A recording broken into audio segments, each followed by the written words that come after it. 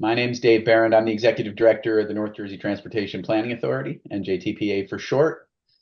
Thanks, everybody, for joining us today to learn more about our new guidebook, which is called From Streets to Stadiums, Transforming Public Spaces to Celebrate the World's Game. Really a great resource for communities who want to build off the energy surrounding the upcoming World Cup matches in our region. I think it's really important for us to keep in mind that this truly is it's the ultimate international event for the most popular sport in the world. And so it's really a rare chance for our region and our communities to shine on a global stage. It's a very exciting opportunity for towns and neighborhoods to find unique and fun ways to celebrate, as they call it, the beautiful game, term popularized by late great Brazilian soccer great Pele. And while celebrating soccer to create lively and enjoyable public spaces that drive local economic activity and can, I think make a difference well beyond the games of the World Cup when they're all done and over. It's really important to think that this is not just a sporting event. It's really a celebration of global cultures and places, and it unites people from all over the world around these games. And before we get started with the content, I do want to thank Downtown New Jersey for co-hosting this webinar with us today. As always, they've been an outstanding partner to work with. Just real quickly, for those of you who might not be familiar with the NJTPA, we're the federally designated metropolitan planning organization for a 13-county region in northern and central New Jersey. We partner with local and state agencies to help fund more than $3 billion in transportation investments annually. And we provide a forum for interagency cooperation and public input and public education. And you might be saying, what the heck does any of that have to do with soccer? And that's a fair question. So, we may not be sports experts or soccer/football experts. Some of us, like me, are probably still trying to figure out just how the offsides rule works, despite the fact that I was a coach for a third and fourth grade girls soccer team. I still don't quite have the grasp of that. But what we do know, and what we are familiar with that's relevant here is we've been a longtime supporter of placemaking, working with communities across our region to help them realize greater potential of some of their public spaces. And placemaking applies community planning in a way that integrates arts, culture, infrastructure, and other assets to attract new investment, to attract foot traffic, and ultimately strengthen the local economy by enhancing public spaces, public streets, and other community amenities. And when we found out that the World Cup would be coming to our state, we saw an opportunity to take what we've learned about placemaking over more than a decade and offer best practices that communities could use to take advantage of this unique opportunity. I do want to thank Rutgers Voorhees Transportation Center, VTC, and NJIT for the work that they did on this guidebook with us as well.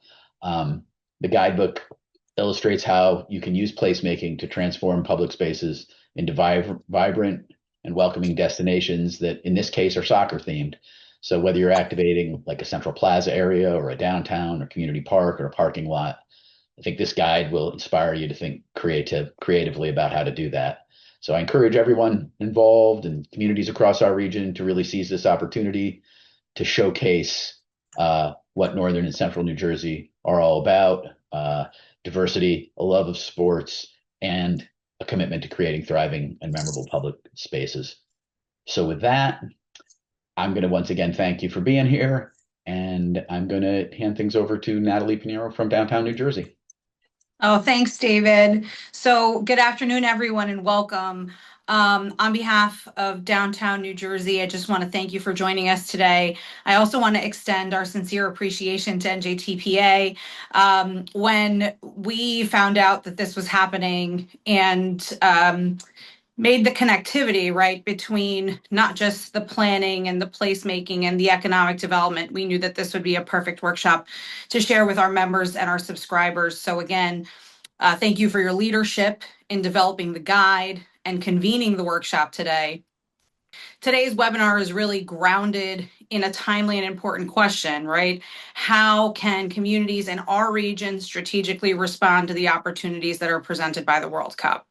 And as the guide makes clear, the World Cup isn't simply a major sporting event, it is a cultural, social, and spatial moment, one that has the potential to generate visibility, visitor traffic, and new forms of local engagement across the New York, New Jersey, and Philadelphia region. This guide frames this as a unique opportunity for communities to shine on a global stage by using our public spaces to foster connection among residents and visitors alike. From an economic development and revitalization perspective, this matters because major regional events often create what we might call a concentrated window of opportunity. They draw attention, movement, and spending into a region, but the local outcomes are not automatic. We know that communities have to be intentional. They have to organize, coordinate, and think strategically about how to capture that energy in ways that benefit their downtowns, commercial corridors, small businesses, and public spaces. So that's where placemaking becomes especially relevant. So the guide defines placemaking, but it also notes that demonstration projects and temporary activations can serve as low cost, scalable interventions that test ideas, increase public engagement, and bring attention to public space improvements. This is an opportunity to grasp this important framework because it reminds us that public spaces are not passive backdrops. They're active economic and civic assets. And when activated thoughtfully, streets, parks, plazas, parking lots, and business districts can become sites of gathering, commerce, identity, and belonging. So, in that sense, the World Cup offers more than a reason to celebrate, it offers us a reason to mobilize. So, for some communities, that may mean developing watch parties, fan fests, or soccer themed editions of existing events. For others, it might mean thinking about temporary installations, public art, or business district promotions that align with increased regional attention. And for many, it may simply mean asking a foundational planning question. How can we position our downtowns and commercial districts to benefit from a major international event that's happening in our own backyard? It also reminds us of the scale of the opportunity. We talk about the estimated $3 billion in economic impact for the region and the 1.2 million expected visitors. And those figures underscore why this conversation is not peripheral to revitalization work, it is central to it. And that's why this webinar matters for such a broad audience. So whether you're here because you want to host an event, because you want to support local businesses and organizations, or because you want to better understand how to capitalize on regional opportunities, this conversation is meant to help communities think in a more coordinated and strategic way. Just as importantly, it creates a space for us to share, for peer learning. We know that revitalization work is strengthened when communities share models, ideas, and lessons across contexts. Not every municipality will pursue the same strategy, nor should they, but all of us benefit from thinking together about how to align local identity, public space, and economic opportunity during a moment of regional significance. So ultimately, this is a once in a generation opportunity to connect placemaking, economic development, and community identity in a highly visible way. So our hope is that today's discussion helps communities think not only about what they can do during the World Cup, but also about what kinds of partnerships, programming, and public space strategies can have value well beyond it. So thank you again for being here, and thank you again to the NJTPA for their partnership. We are excited for today's conversation and for the ideas that are going to surely emerge from it. Please visit us online at downtownnj.com. If you're not a member, become one today. We're really excited to continue to work with you. And with that, I want to turn it over to Jasmine Lawrence. Thank you, Natalie. Good afternoon, everyone. I'm Jasmine Lawrence, Principal Planner here at the NJTPA. And I just wanted to share with you a resource that we developed to encourage communities throughout New Jersey to celebrate the World Cup soccer tournament. So as Dave gave an intro to us before and who we are, just a map to visually show you our region and to kind of understand our 13 county northern and central Jersey region. And these are our subregions on the map on our screen here.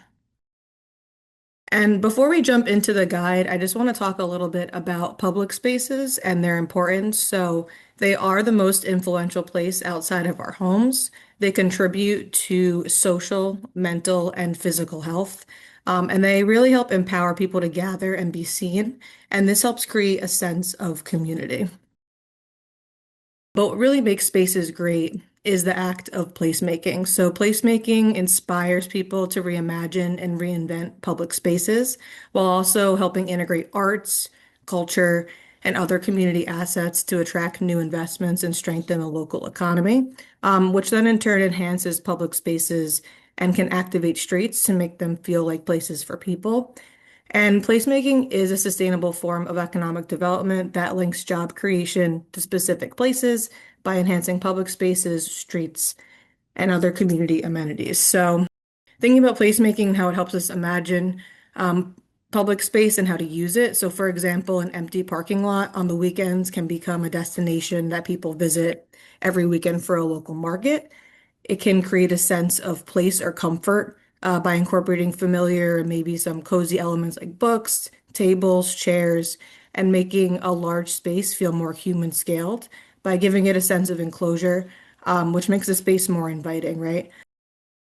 And then there's also municipal and community identity, which is important and comforting to people. It brings in design elements that make people feel like they are home, whether it's through wall murals or bringing the community's natural environment closer to where they are. And art installations, especially by local artists, they can make the space feel more alive and personal, which results in vibrant public spaces through the act of placemaking. So now more about placemaking and the World Cup. There are many ways to celebrate the tournament besides just traveling to the stadiums, right? So FIFA has also put out a guide on different ways to communicate the games and how communities might celebrate and capture the energy of the games. So we also worked with NJIT and Rutgers University to put together the placemaking guide I'll be talking more about today. And this guide includes a kit of affordable and easy to install seating, activities, view screens, traffic calming elements, and so much more. And the project's main objective was to develop creative and adaptable viewing spaces that serve as hubs for community gathering spaces for the World Cup and beyond. And these designs will help activate public spaces to be more dynamic and engaging, allowing communities to celebrate the World Cup in their own backyard. And creating accommodations beyond the stadium will redefine how communities can facilitate and enhance collective experiences in their public spaces, which may be places like plazas, streets, and park spaces. And designing these innovative spaces will seek to integrate these creative technologies with community-driven design strategies, fostering interaction, inclusivity, and civic pride, while also transforming urban spaces into vibrant hubs of engagement. So moving to our From Streets to Stadiums guidebook with our kit of parts here. So where do you start? Step one is choosing an event type. So something to think about and consider is what are your community members most interested in? Who are you looking to engage? If it's children and young adults, maybe a mini soccer tournament will get them off their phones and involved in a more face-to-face interactive way. If you're looking to engage new adults or older, maybe a watch party makes the most sense for your community. And then if you're looking to be involved in World Cup excitement, but you might not know or have the capacity to plan or host an event, there are also complimentary street activations your community can take part in, like wall murals or soccer-themed curb extensions and more. And we're also encouraging communities to really think about bringing the experience of the game to the people that live there, right? And the spaces they have to do so. So based on the event type that you may want to host, the next step in this process is selecting where your community and a World Cup event can actually take place. It could be something like a closed street, a parking lot, or another other public space you might already have in your community, an urban park. But really, any public space or gathering space can be used to bring your community together. It's about celebrating and capturing the excitement of the tournament. So the next step would be selecting materials. We do have a number of activities lined up in the guidebook, interactive materials that get the community to connect, play, and engage with each other through soccer-related games and entertainment. But then we also do have more passive types of materials outlined in this booklet, like placemaking.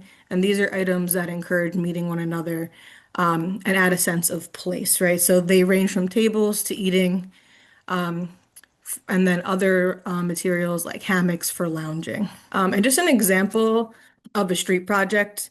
So when you're thinking about your location, your event type, and the materials, this example helps illustrate potential layout and scale of the materials available to you and how you might be able to use this kit of parts on a local street.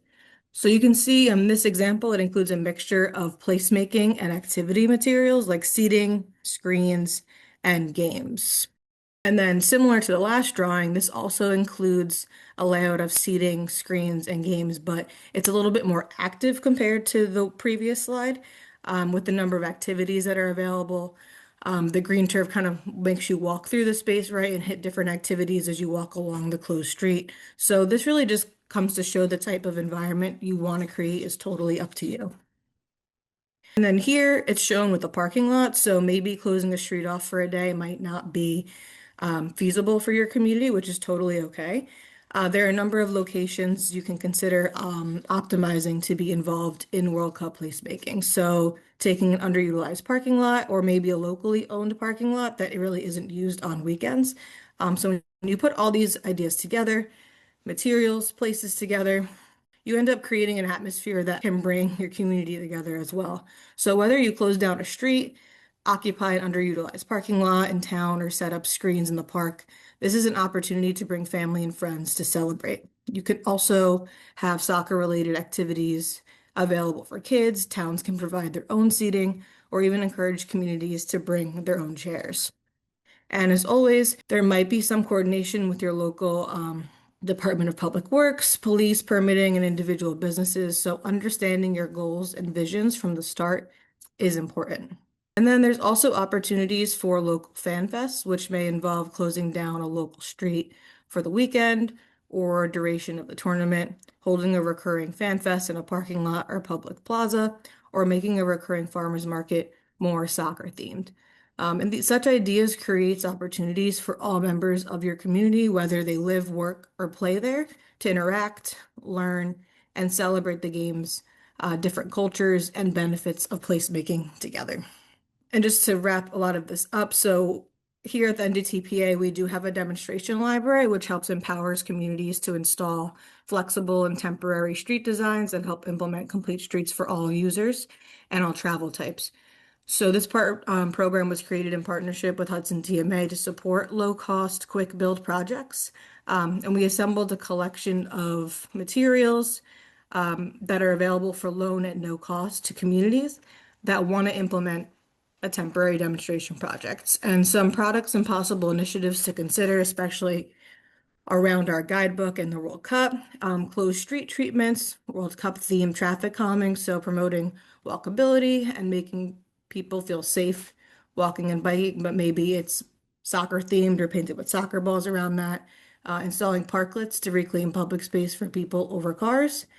And then also activating public spaces with World Cup themed activities, which are outlined in our guidebook. So if you do have any questions or want to talk through and brainstorm any World Cup themed placemaking events or demonstration projects, please reach out to demonstration@njtpa.org with any more questions. And now I will hand it over to Andrew. Thank you, Jasmine. Yeah, hi, everyone. I'm Andrew Olson from Voorhees Transportation Center over at Rutgers University. As Jasmine and NJTPA mentioned, we helped them with some of the research and everything for the guidebook. And today we just want to wrap up kind of our talking portion before we get into some Q&A and some discussion with like how do we help out local businesses? A lot of us are from local governments or things like that, and we want to be able to help out the local businesses in our community. What can we offer them? I want to go through a couple points here, and I want to offer three different things, ways that we, as BIDs, as municipal governments, as any businesses that are here on the call today, that we can engage with the World Cup, especially at the local business scale. First is to create. So creating different ways to attract customers, getting creative about maybe menu designs or things like that. A second is to decorate, getting some more decor, some World Cup posters, some different, soccer related themes in your store. Just shows that you care, shows that you're involved and you know the World Cup's going on. And finally, the last one is to celebrate. We know that businesses, they have a bottom line, they have to make some money, they have to attract customers, but they can have fun while doing it. So we wanted to provide some ways and some ideas that businesses can celebrate the World Cup with their customers. So let's start by talking about creating. Right. So a very simple idea just to be able to share with local businesses is to have soccer themed products or menus. Maybe it's a pizza shop that has the penalty kick pizza during the World Cup, or it's the world flag manicure at the local nail salon. Little things like that are ways that businesses can just show, hey, we know that this great event's going on. And it's just a little way to attract customers to show, hey, we know what's going on and we're in the mix of it. So this has been recently announced, but the New York, New Jersey FIFA host committee, they're helping to kind of, bring all of the World Cup stuff to New York, New Jersey. Recently announced the Welcome World Rewards program. Basically, on their website, local businesses can sign up to be part of this rewards program, and they'll get promoted in a directory and on the website, and then it'll be broadcasted and those chances to win digital rewards for visiting that business. So the business gets promotion. There's different like little prizes for customers who attend. So it's a great way for them to kind of engage in that. But registration for this does close May 15th. So getting the word out about that to local businesses, I'd say, is a good action item. And then third, just bringing in mini soccer games. Maybe it's a foosball table at the local coffee shop. Maybe it's you buy a soccer ball and you do a juggling challenge. First person to get to 100 gets a free coffee. Different things like that of like, how can we get creative of both with bringing the social media aspect of promoting things like that, but also just getting people in the door with some creative ideas. Second is to decorate. And we just wanted to start this one with a note of caution about using FIFA logos. So just in all the research we did and everything, FIFA does have some very strict and kind of outlined guidelines on using the logos. And basically for our purposes, it's to not use them. So right, they have the official mascots, they have the official logo, and you have to have, certain rights to be able to use those. So using things like the World's Game, we actually use that in the guidebook just because of reading through the rules and everything. If we were to use World Cup, you would need to get rights to that and everything. So we suggest the same thing for local businesses. Use New York, like this team versus this team, or use World's Game or large soccer tournament, things like that for promotion. The second, which actually kind of piggybacks off of this, is again the New York, New Jersey host committee does have this Welcome World logo, which you are allowed to use, which local businesses are allowed to use. You just have to sign up for it. And basically, you'd be able to use this decal in your store. You're allowed to reprint it. And then the host committee would also help promote your business if you're using this logo. You kind of enter into a directory again, and it helps with that. So we do recommend using that logo. And then third, just using any little decor, little soccer balls. We have some soccer stencils that we recommend in the guidebook. Things like that, just again, to show, hey, like we know the World Cup's going on. We know that there's this big event going on. And customers who walk in and see something like a soccer stencil, they know that you're engaged and you're involved, and they could see that the store is as well. And again, I recommend the demonstration library. It's a great way for even local businesses could borrow some materials to help, enliven their store. And then we wanted to wrap up with celebrate. Again, wanted to talk a little bit about some of the regulations with FIFA. So you are allowed to stream the match if you already have, like the streaming service, right? So it's being streamed on Fox and Telemundo. So something like a bar or a restaurant that as part of their day-to-day business already does that, no rights are needed. No special permissions or anything like that are needed for that.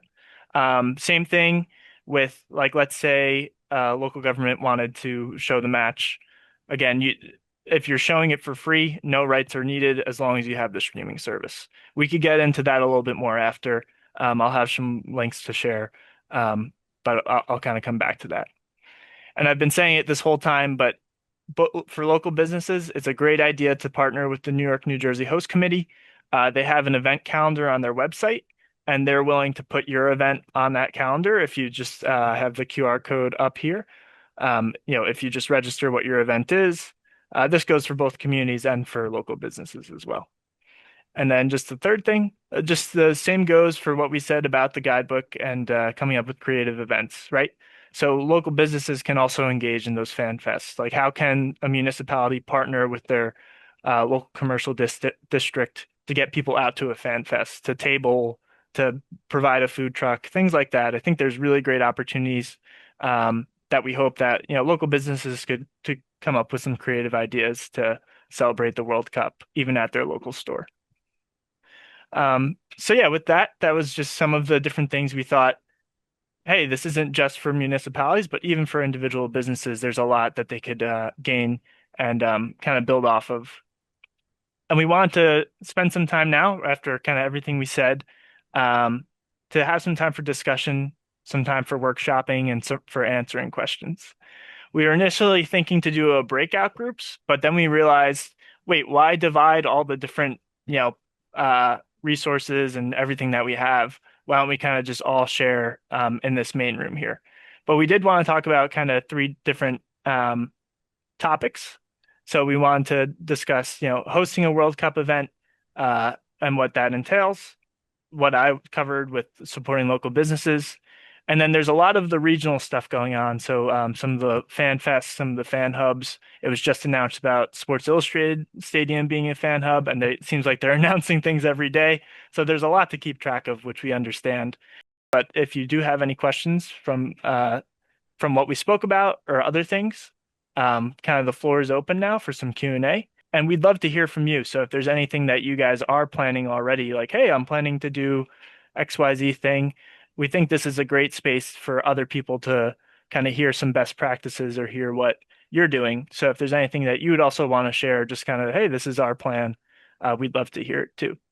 So I turn the floor over to kind of you guys, the attendees, if there's anything that you'd like to share. And again, if you could just use that raise hand feature. Yeah, Jennifer, go ahead. Hi, good afternoon, everyone. Thank you so much for the great presentation. Jennifer Costa, Elizabeth, New Jersey Tourism and Chamber of Commerce. Just to share, we've been following closely the guidebook and the toolkit released from FIFA New York, New Jersey thus far, and we've been sharing it with our members. Specifically, our City of Elizabeth is planning one big event, which is going to be 4th of July, incorporated with 250th celebrations. So we're kind of streamlining municipal limited resources to one main event, but then on the ongoing calendar of games, we're going to be supporting the local businesses. But the 4th of July event is going to consist of in the morning, like soccer clinics, and then multi-generational with the different soccer leagues that we have from kids to the 55 and older, encouraging the families to come down. We've also partnered with Sailforth, New Jersey, and we're trying to finalize details to have one of the vessels docked at our marina at the waterfront, where the entire activation for FIFA, World Cup, as well as the 4th of July and the 250th celebrations. So just to share how we're trying to streamline supporting local businesses on the ongoing 39-day calendar for the games, but then focus on one main event. And I know our County of Union is also planning something for the final game on July 19th at one of the local parks. So just to kind of share on our end. Thanks, Jennifer. Yeah, and I guess just to follow up too, Jennifer, how did you go about like getting the word to local businesses? Was that through the Chamber of Commerce, or kind of Was it just direct one-on-one conversations? I think that's something that people probably are No, interested in. we've been doing this for, I want to say, the past year, if not 2 years, and we've used the Chamber of Commerce as the umbrella, but it truly is a citywide initiative where the special improvement districts, like we've been channeling information through the mayor's office, City Hall directly, public information, our Chamber of Commerce, as well as the special improvement districts. So between those three pillars is really how we've been getting information out. Additionally, for the restaurants, we've been meeting on a quarterly basis with the health department inside City Council to talk exactly of the suggestions you all gave. And I would love to take the presentation back in a more concrete format. But we've been meeting with the health department on a quarterly basis, bringing together 40 to 50 restaurants at a given event to streamline and to get everyone to embrace the hype per se of the themed menus and jerseys. We're even running a restaurant contest for like the best decor, best experience to try and get everyone motivated. Awesome. Thanks for sharing. And yeah, we'd be happy to, I think, get the presentation out afterwards too. Natalie? Yeah, so I just wanted to talk a little bit about what we're hearing from our members. So we've got some members that are organizing their watch parties and things similar to what Jennifer talked about in Elizabeth. But we also have a lot of districts that are just creating materials to specifically just support the business community. So collaborative marketing, right, between the district management corporations and the businesses. We have one district that's creating a dedicated page on their website. That's a food page where you can go to get information about what restaurants, are hosting or will be showing the games, what they're doing, what contests and promotions are happening throughout the district, with interactive maps and things of that nature. So, I think for a lot of our membership, right, folks are like, do we have to do an event? And I think that becomes the heavy lift, right? Because if you're a small district with a small staff, coordinating an event could be a heavy lift. Or organizing all of the moving parts and the partners could be a heavy lift. But supporting our businesses and our business districts, right, as district managers can go beyond just hosting an event. Simply just creating a repository for information where consumers can go really goes a long way as well. So we have a lot of districts that are, that know that regional events are happening or county events are happening, or there's a big event happening in a neighboring town. And so, they're taking a step back, and instead of, hosting a large event, they're creating marketing tools with as a repository of information for who's doing what. So that's a big one as well.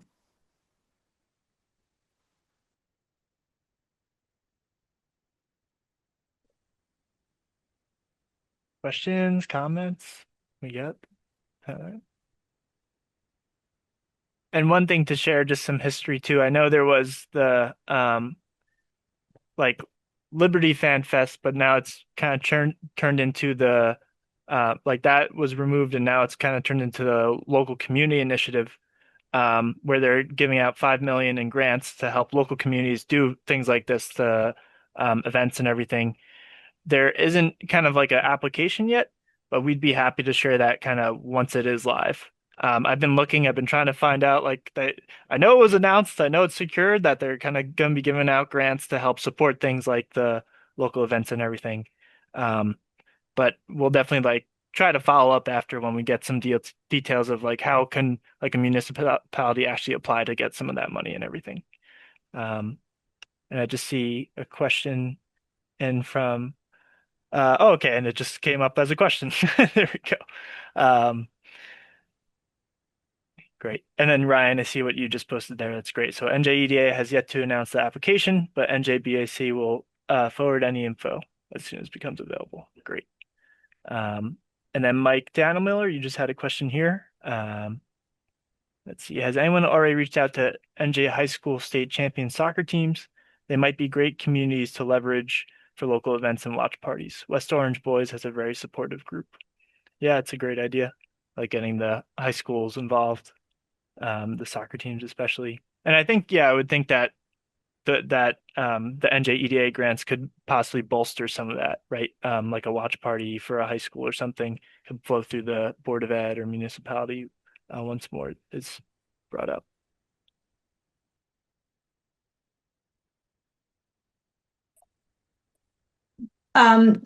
We were talking during one of our prep sessions about mobilizing some of the local, like where the teams will be locally, practice fields, right, where they're going to be practicing, hotels, to try and kind of engage around some of that. That's not necessarily game related. So that's another thing that we've been talking up with our local communities, right? There is some information on the website. Jasmine, I think you had shared that resource during our last meeting, right? And so looking at where some of these teams will be stationed and how we can create activations surrounding that as well, becomes important because the watch parties are not the end all be all, right? There are other activations that we can do surrounding, where they're going to be, that I think make a lot of sense for our individual communities as well. So when we think about it from an events perspective, right, I think there's immense opportunity to just capitalize on the entire opportunity of the people that are going to be in the region. And it's not necessarily surrounding each individual game, right? But the lead up and creating that momentum becomes extremely important. So I just wanted to put that out there as well, is that, we do need to think beyond, right? Just the game and how we can create momentum and buzz in the lead up to the game. And that might be a place where our district management corporations can fill in, right? So, maybe the strategy is to support our business community, for the games, watching of the games, and then creating that momentum in the lead up to each individual game. So that's something that we've been talking about as well, and I just wanted to share. And obviously, I don't know if anybody wants to speak to additional placemaking activations or public art activations that we might be able to utilize that are high benefit, right, for each of our communities. I think that's something that a lot of our members, want to hear about as well.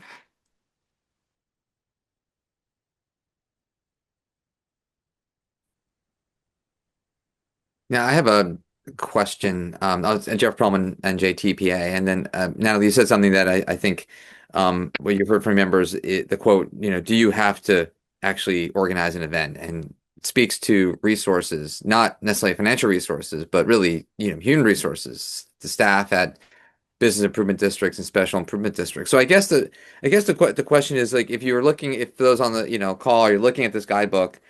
Um, you know, is it, is the issue of, well, I'd like to do something, but I don't know where to get the money to buy these items.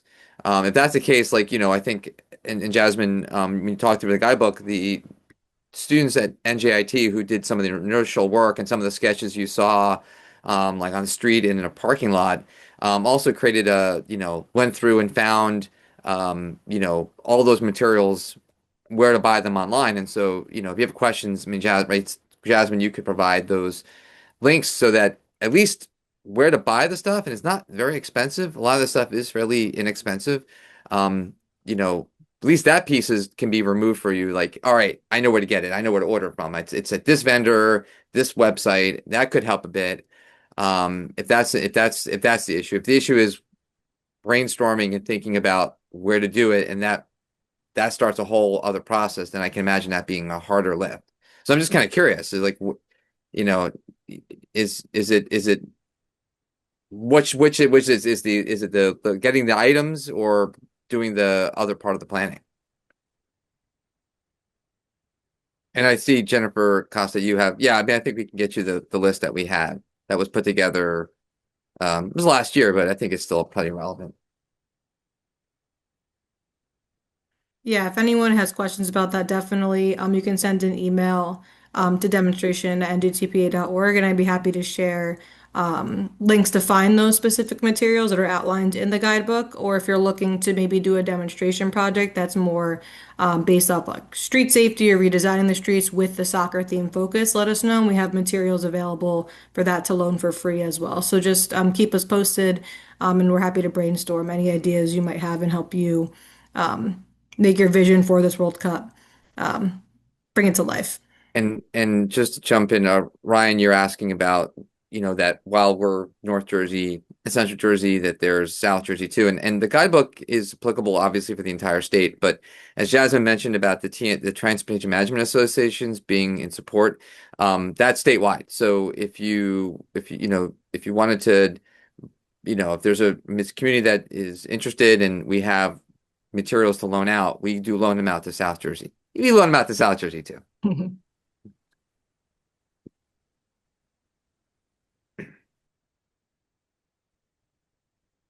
Yeah, and I can stop sharing my screen and put some of those links in the chat, so you have them all.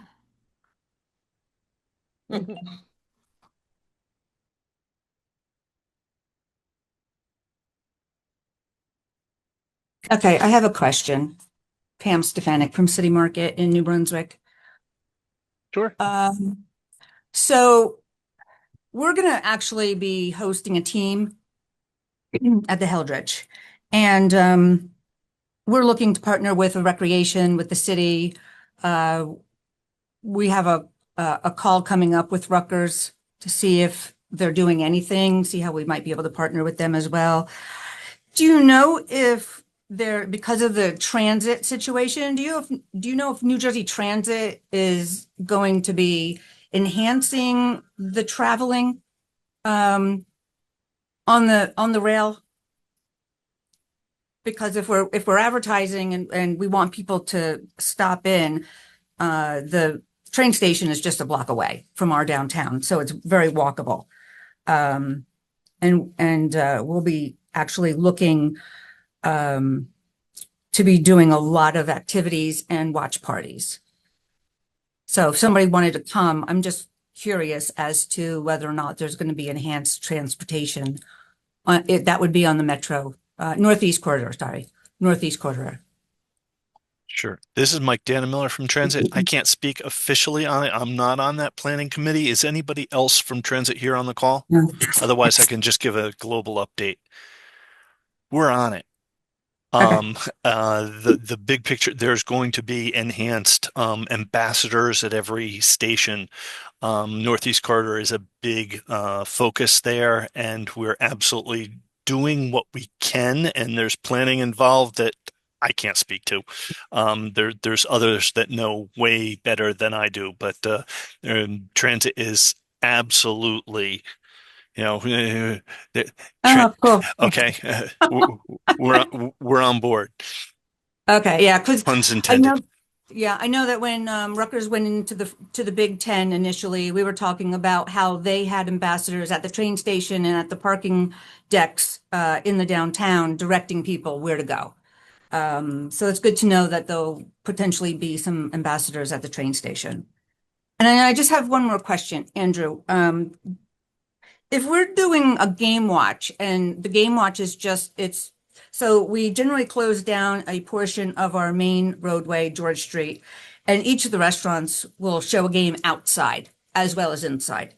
But we might be helping them by bringing in larger screens and calling it a game watch.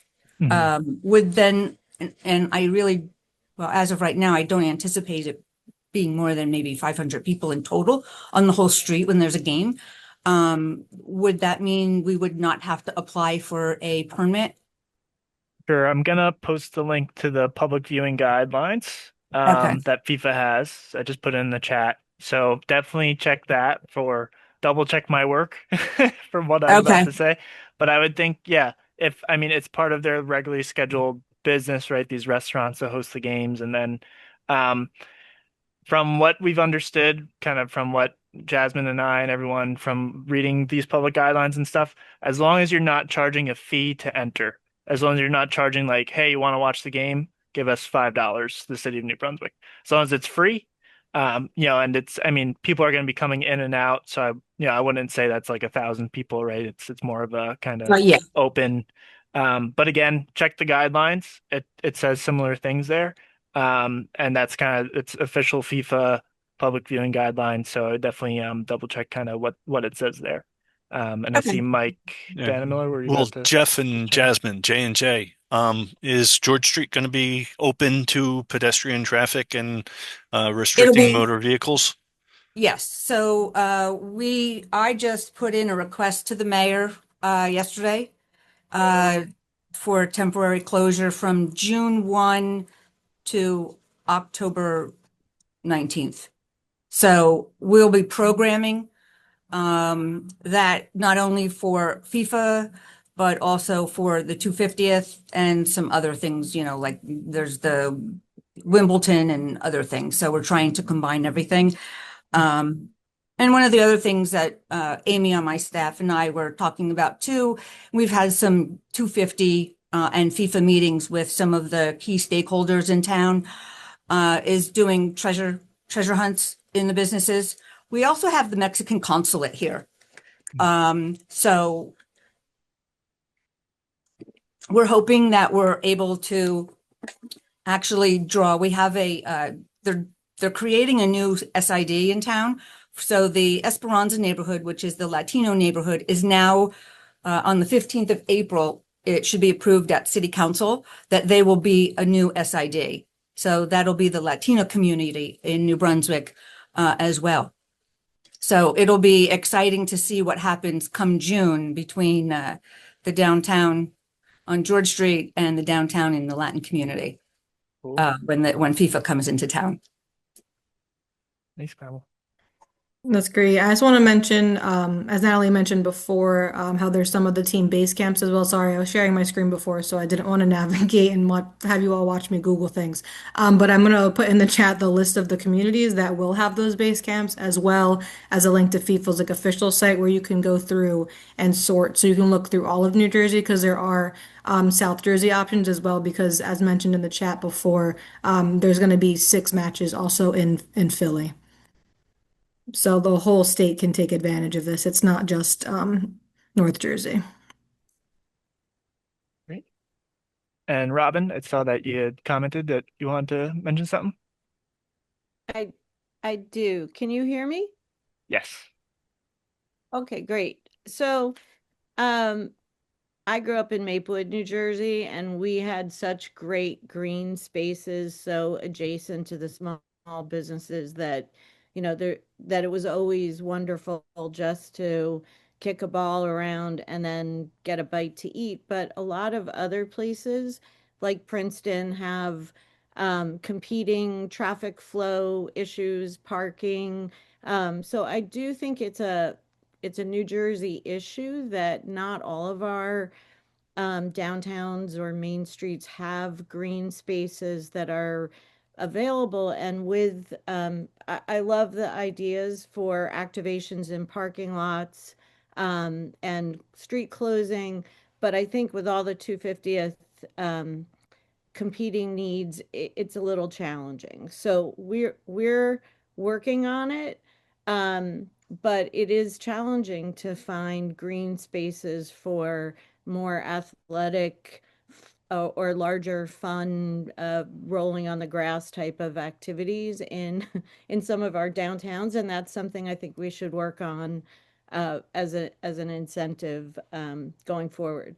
My question is, I've seen some sponsored events like the Goya projects where it seemed like Goya has already picked certain locations for sponsorship. So my question is, are there sponsors that you're aware of that are really leaning into this that might be something statewide or central New Jersey wide or regional that we could tap for some resources? And also maybe even just New Jersey banks that are really leaning into it. Any tips for sponsorship would be greatly appreciated. I mean, Robin, that's a good question, and I mean, I'm not aware of, you know, banks and other larger sponsors. I mean, I'm vaguely aware that there are some soccer facilities. I mean, talking about like recreation facilities, where they have indoor or even outdoor soccer facilities. My son goes to a few of those, and I think some of them are trying to plan events, but those would be privately sponsored events. And I don't know if any of those have been announced yet, but some are thinking about it. But as for banks, I don't know. No, the Goya thing, I know that is seems to be those are ticketed. You have to buy ticket. You'll have to buy tickets to and participate or enter into those events. And our guidebook was tailored more to municipal and you know, sort of smaller scale events that were, you know, obviously thinking about not having to charge to, you know, walk down your street and participate in a downtown, you know, bid or anything like that. So Yeah, especially I'm gonna add to that, Jeff, that not a lot of communities might have a downtown. But if you do have local soccer fields or even like your high school fields, middle school fields, these Mhm. are places that people are used to going to and visit weekly or even daily, depending on how old they are, right? So these are places they're familiar with. So if you can end up working either with the school or even like your Parks and Rec department too, to capitalize on those already existing like grass spaces that you have in your town, that works well too, because then even if you were to use a high school or middle school or elementary school, they also have the parking available if walking to the field isn't as safe or as easy as well. So there's different ways to think about it based off of the place type of that your community is. So if you need help with that or anything or want to brainstorm more, definitely reach out and we can help with that as well. Jasmine, I just want to jump in here. I think that too often when we see these, large scale events, we're thinking, do our corporate sponsors, are they allocating funds to support, right? And so we're constantly looking for a go-to like that. I don't think that we approach this any differently than we approach sponsorship for our major community events. I think that the important part here is to recognize that each of our funding partners has an audience that they are looking to reach, right? When we talk about funding and sponsorship, we talk about mutually beneficial relationships. And, this event, poses a huge benefit because it puts your sponsors in front of a large demographic of people that may meet their needs, right? So I think that the focus should be on how do we position ourselves, right, to capture that audience and capture the sponsors that may not have funded programs for us in the past, but this opportunity gives them a presence in front of an audience that they may be looking to break into, right? So I think that as we talk about positioning our events to draw foot traffic, we also have to position our events, right, to draw in the sponsors that we're looking for. And so, understanding the demographic that you have that's coming into town and that demographic that you might already have, right, not necessarily visitors and tourists, and being able to articulate that in a way that matters, right? So I think that, Robin, to your point, right, like while outside of EDA providing funding for some activations, there may not be a lot of corporate partners that are, specifically allocating funds towards World Cup related activities. I think we have an opportunity to position those events in a way that's going to entice them to give us money for those events. The key is that we need to be doing that now, right? Because a lot of our banks, right, require lots of advance notice for granting in sponsorship opportunities. And of course, when we think about our county, our regional, our state partners, right, they're going to be competing with a lot of other districts that are looking for money. So I want to say that, and I also want to remind everybody that just because this is a World Cup event and it's a soccer event, that we shouldn't forget about our existing community partners, right? Our schools, our churches, our local YMCA's, our sports teams. We recently went through an exercise with the Main Street program here in Plainfield, where we really tapped into our community asset mapping to figure out who our partners are.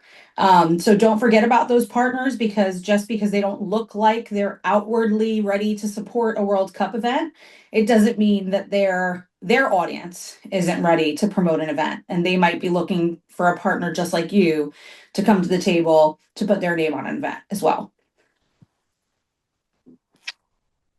Thank you, Natalie. I'm just seeing it is 1 o'clock. I just want to make sure there's aren't any other last minute questions. I don't think I see any in the chat. But we thank you all so much for joining us today, and thank you to VTC and Downtown New Jersey for joining us at the NJTPA. And thank you, Dave, for your intro to our session for today. And we hope you've learned a lot. And if you have any questions, please don't hesitate to reach out to us. Thank you, Jasmine. Great job today, everybody.